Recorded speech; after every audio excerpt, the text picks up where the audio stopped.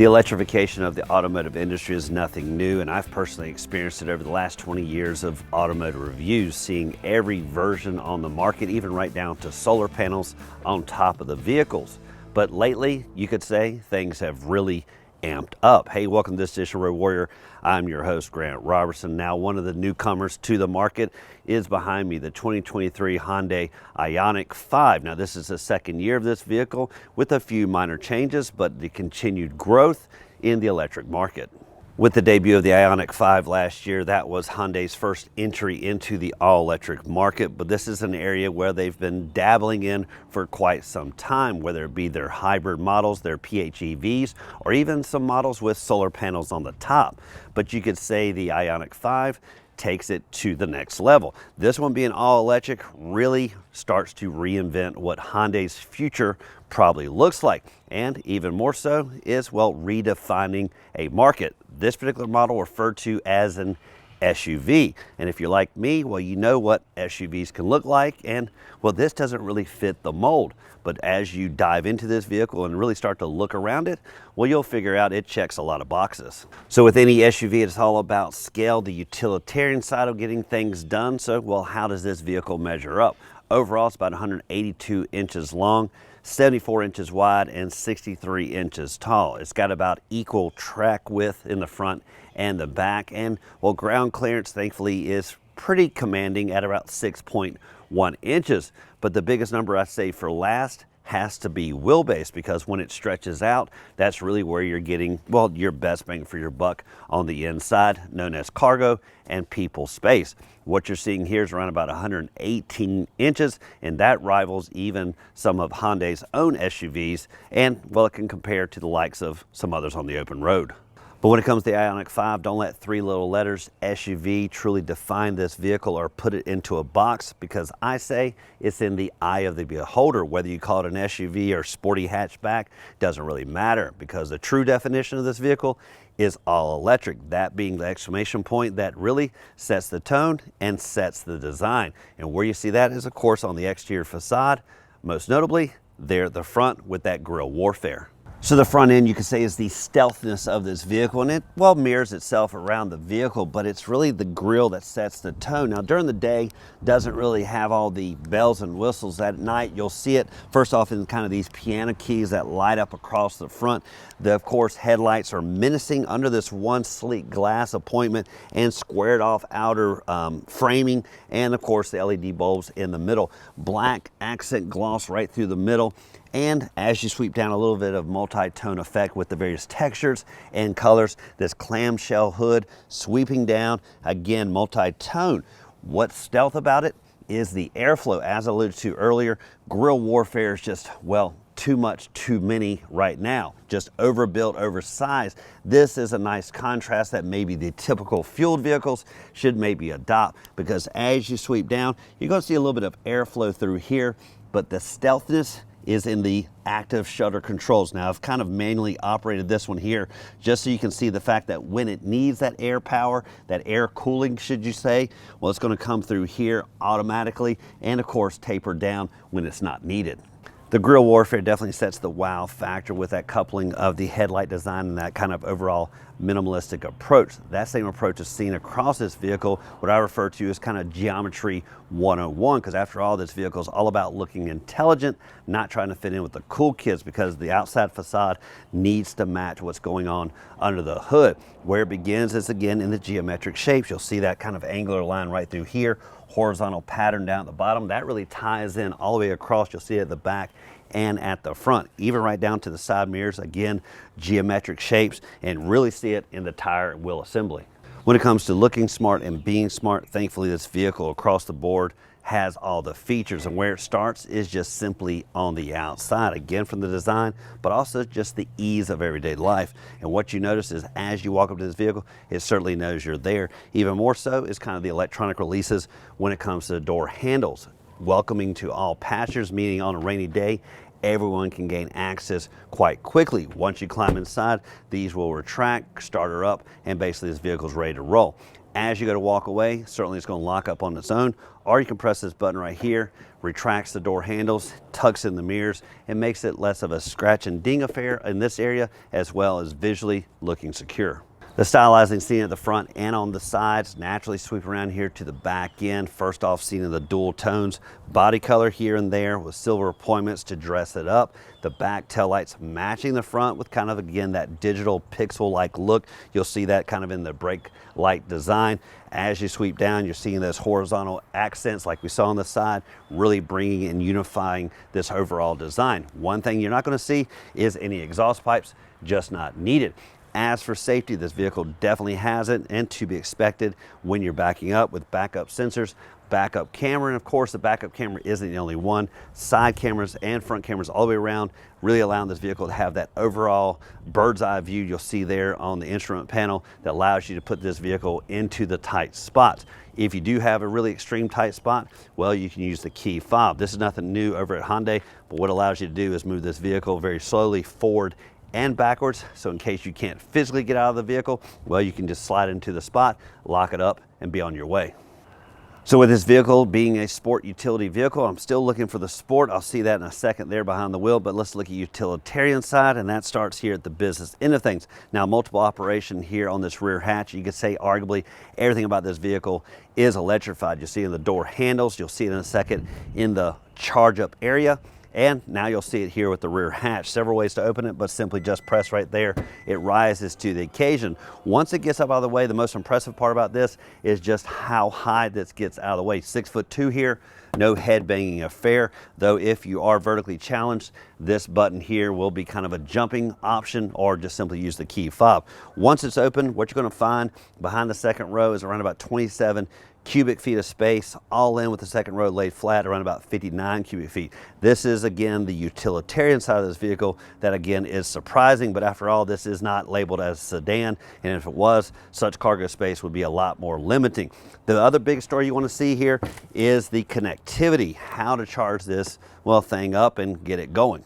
So if you've never experienced any type of PHEV or even an all-electric vehicle, you may not be accustomed to this apparatus, but what this does is obviously connect the vehicle up to its power source, in this case a traditional power outlet at your home. But there is a lot more options than just what lies in my hand. But let's start here at the corner. What you're going to notice is, again, a geometric kind of open lid here. Once you lightly tap it, it's going to rise to the occasion. Again, just over the top when it comes to electrifying this vehicle, but why not show off? What you're going to find here is just a nice port, matches up to this, obviously going to lock it into place fairly quickly and easily. One thing to note is when it is actually not powered, you can quickly disengage this, fold it up, put it away. But once it does have power, once it's energized, this actually locks into place and you can't remove it. A nice safety feature that is definitely well worth it. When you're plugged up traditional household outlet 120, what you're going to notice is a little bit longer times. When I say a little bit, you're looking at multiple hours of getting this vehicle back up to full charge, anywhere between excess of 7 to 10 hours to get it to at least 80%. But as you increase, well, let's say the voltage, well, you're definitely going to decrease the time. And the way that works is taking it to a fast charge, DC fast charge like system. Even level 2s aren't the fastest in the world. But what you'll notice is it changes from a singular port to this lower port here. That's going to allow you to have a much larger head system that'll plug in, again, at a DC fast charger. I took this vehicle to there to get it back to roughly 90%, almost 100%. And to help with that, to let you know where you are with the charging capabilities, are these indicators on the side. Obviously full power at the top, less power down here at the bottom. And just in case this won't close with the touch, you can press this button right here. Never needed it, just a single tug right there will get it to lower. What you'll find once you take this vehicle to a DC fast charging, the times go to either 20 to 40 minutes, again, depending on what size DC fast charge. We had the charge point 250. That made it lickety split to charge this vehicle up. So naturally, with the connectivity seen in the traditional household, just not the same as what the grid can provide. And that's one thing that's maybe lagging behind vehicles like this, is the electrification of the open roads, because not all of it is created equal. Thankfully, in the area I am, the town actually received a grant as a settlement from Volkswagen diesel settlement. That's a much longer story, but in that case, the area town was able to afford to put in DC fast charging. Those are multiple tens of thousands of dollars of investment. These particular ones cost about $150,000, $160,000 for two for the local area. Thankfully, we're on a nice corridor, I-95, and there's a much bigger need to have those along that corridor. What that means is, well, at your home, you're seeing maybe a 1 kW, 2 kW. That's kilowatts. That's the demand, the flow of power into this vehicle. That's like kind of a trickle charge, maybe getting this car up and going. But when we went to the DC fast charging, I saw over 80 kW. That's equivalent of plugging up to maybe a Toyota Corolla engine or plugging up to a Corvette. Naturally, a Corvette's going to do it a lot quicker. The only problem is these DC fast chargings just aren't everywhere. So if you get off the truly beaten path, well, you can be far and few between to charge up fast. That means your pit stops may be in the terms of hours instead of minutes. When it comes to power in the hood, or well, the lack thereof, there's going to be three different models: 2 in rear-wheel drive or the as-tested all-wheel drive. The 2-wheel drive models come with a singular electric motor, while this one comes with dual output motors. What that means for under here is, well, this is referred to more as a frunk because there's cargo space versus an engine compartment. As for the difference in setups, well, it's going to come down to horsepower, torque, and range.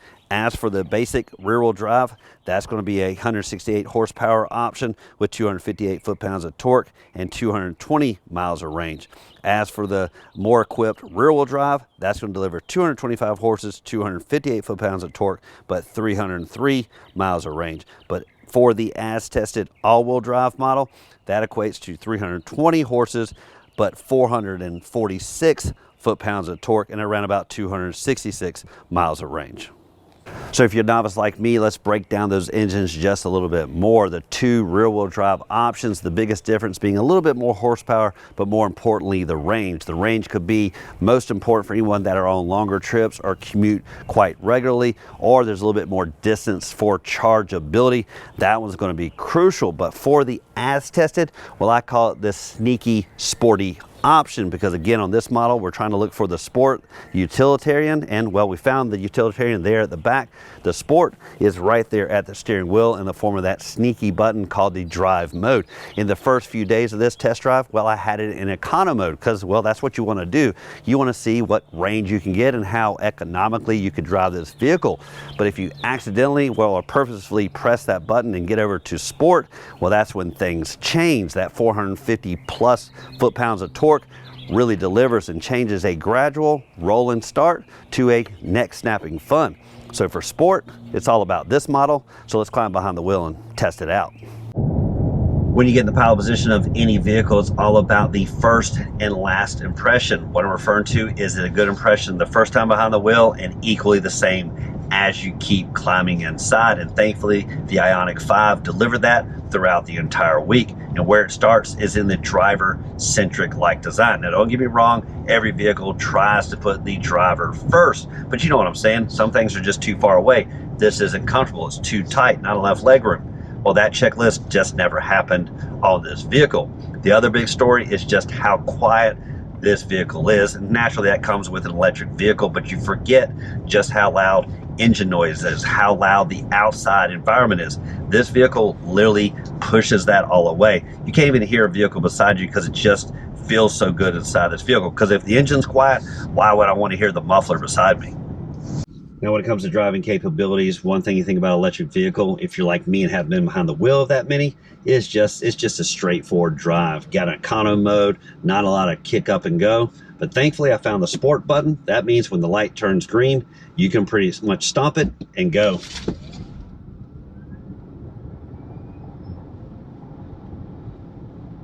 So as you can tell with the sport mode, it really gets off the line with these. I really haven't tested the 0 to 60 numbers, nor does this vehicle care if you do, because again, it's not trying to blend in with the cool kids. It has more of an intelligent factor. To be more intelligent, of course, you're going to change over to the econo mode on most days, evenings, and nights, because that's going to obviously help minimize the drain on your battery. But one thing you'll notice, that off the line econo has kind of a gradual takeaway.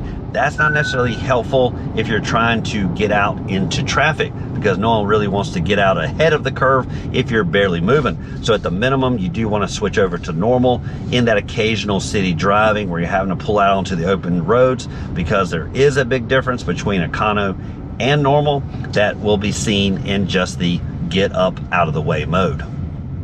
Another area that this vehicle can kind of regenerate power, recharge the system, is in the deceleration mode. And as you can tell, I have it in the strongest option, but you do have a gentle option, medium, or strong. The way you'll really see the difference in these is when you take your foot off the gas. So basically putting this in drive, what you'll see is, let's say I start going, I then take my foot off the gas, and you'll see how it automatically almost comes to a complete stop without any input.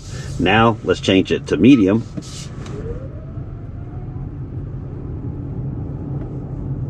And you'll see that it takes just a little bit longer to get to a stop. And lastly is gentle deceleration.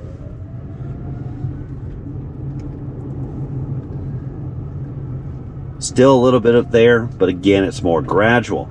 This is going to be helpful to change up again depending on where you're driving, because if you are on the open road, the highway, the likelihood of needing to brake like that when you take your foot off the gas is going to be kind of a little bit more problematic, versus in the city where it's going to be more helpful to come to quicker stops. Either way, you can dial in your specific comfort right here.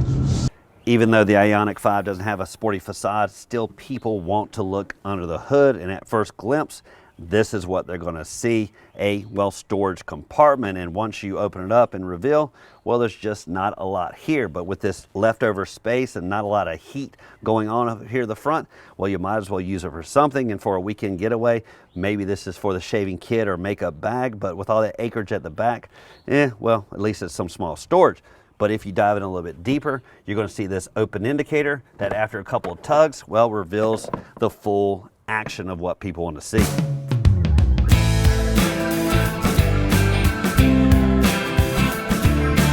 When you climb inside, you're going to notice, of course, the driver-centric approach, the pilot really getting everything exactly where they need it, whether it be the dual armrest, the kind of art display when it comes to the gauge and infotainment cluster, the minimalistic approach for the climate controls, and everything far and few between. You also see that same approach in all the other passenger comforts. It's as if Hyundai said, let's design first for each individual placement, then let's harmoniously put all that together for a seamless-like design. One of the complaints you'll hear about electric vehicles is just the downtime, especially when it comes to charging up and basically not being able to use the vehicle. But that's not really the true story. Most of the time you're charging these vehicles up at night at the house, and you're getting other things done, or albeit sleeping. The bigger story is obviously people talking about how this doesn't have enough range to get you where you're going. So naturally, you're going to have to stop, charge it up, and I get all that. But thankfully, with the advancement of the grids, DC fast chargers, you're able to charge these vehicles at a much faster pace with very minimal downtime. In most cases, 20, 30, 40 minutes to get you back to 100%. And that's oftentimes the time we're wasting on these. So the way Hyundai makes it more comfortable for you during these times is just a simple press of a button here at the driver's seat.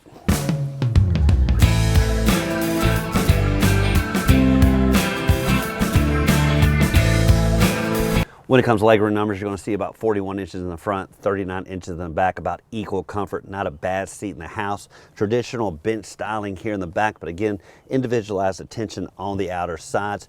What's even better is, of course, reclinability. If you have it in the front, why not have it in the back? And that pretty much means you pull this handle here, give it a little push, you almost get a pretty decent angle back for those long trips. Now, one thing to note, if the driver is going to go into recline mode, it is helpful to know that there's no one back here and this seat is in its furthest position, because it will not operate correctly.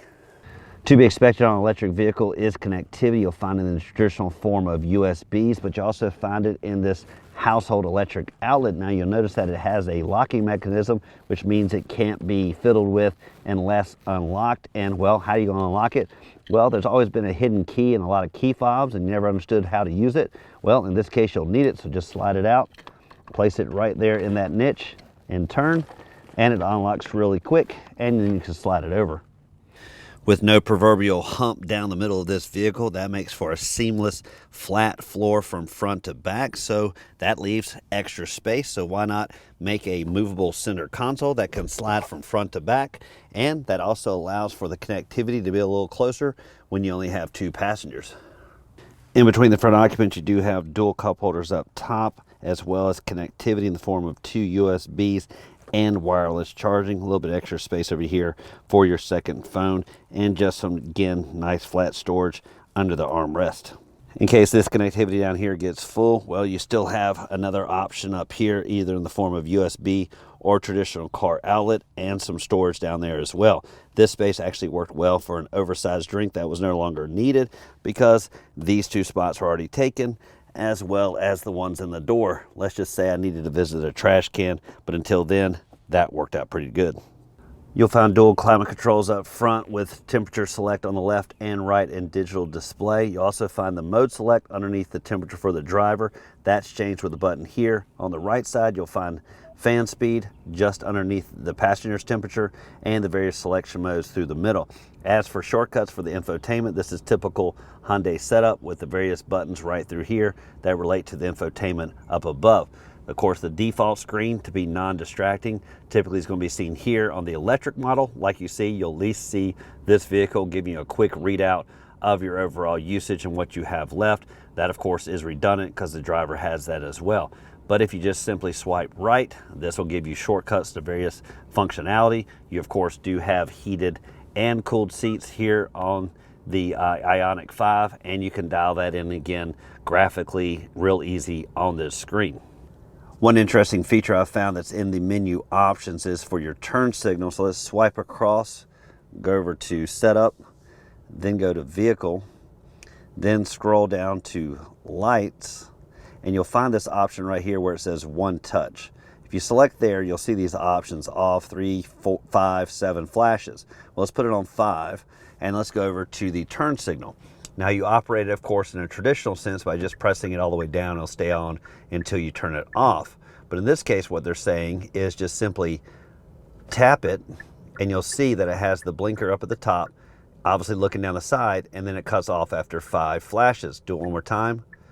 Again, 5 flashes, it turns off. That's a helpful setting basically when you're changing lanes, because how often do you change lanes, forget to turn it off? Thankfully, you can set it here and set it to your specific liking. This vehicle has tons of safety settings, and pretty much just wanted to show you the screen to show you how abundant and robust these settings are. Now, what you have, of course, is forward safety. You got smart cruise control. That's where you obviously set the spacing for your vehicle with traffic. It's going to leave you a certain amount of space and go with the flow of traffic. You obviously have blind spot awareness, driver attention warning, lane safety. That's obviously letting you know when you turn your turn signal on, it'll let you know someone's there. And of course, it has that blind spot awareness as well. And it, of course, gives you your speed limit awareness in whatever area you're in, something most of us don't pay attention to. Now, if you've never experienced selecting gears on an electric vehicle for the Ioniq 5, it's going to be found in kind of the selector knob to the right of the steering column. Not going to be a traditional gear selector between the front occupants or one of those levers like that. Instead, it's kind of this device right here and this outer knob that really turns into kind of a twist option. So what you're going to do is you're going to just simply turn it down to go to reverse. You'll push it up lightly to go to neutral, push it up hard to go to drive, and of course, if you want to put it in park, that's in the form of a button right here. Tying in with this, of course, is the various camera modes I mentioned earlier. You'll see that on the huge LCD display, the infotainment cluster. That's going to be in the traditional bird's eye view, which I like. That's really helpful, again, in those tight spots where you have the parking indicators. Make sure you're in the spot, as well as front and back cameras to dial in and minimize scrapes and dings.